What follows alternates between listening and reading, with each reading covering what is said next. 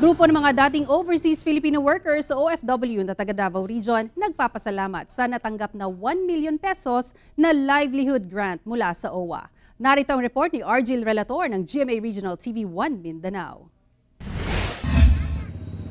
Nang dahil sa epekto ng pandemya, isa ang Davaoenyong si Johnny na napauwi sa Pilipinas matapos ang ilang taong pagtatrabaho sa Singapore bilang welder. Masaya ito na kabilang siya sa grupo ng mga OFW na nabigyan ng pondong pangnegosyo ng Overseas Workers Welfare Administration o OWA. Kinahanglan yun na ipadayon magtinabangay sa aming tanan ng mga member para mulambo ang among negosyo. Nitong linggo lang, pinasinayaan na ang kanilang grocery store sa Davao City na makakatulong sa kanilang pagsisimulang muli dito sa Pilipinas. Sa mo ang pag-uli since 3 years ago, nakita namo na ang grocery ang pinaka-essential karon sa mga tao. Labi na sa amo ang organization sa family namo na every week naga-grocery gyud.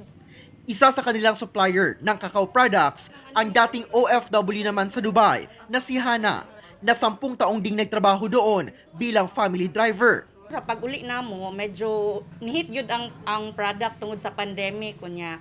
Sa tabang sa association na ami sulid na masuplayan namo sa muang kakao, sa tableya namo na makahelp pud sa muang mga tauhan sa mong farm.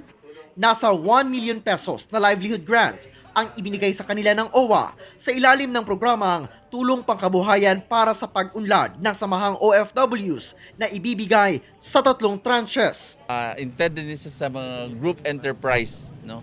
So tungod kay ani nakita sa OWA nga labi na karon nga ang mga OFW kaya pamilya, siyempre kinahanglan jud kay nila nga aduna sila tinawag nga pag uli nila gikan sa abroad ma-reintegrate sila. Ako si Argil Relator para sa GMA Regional TV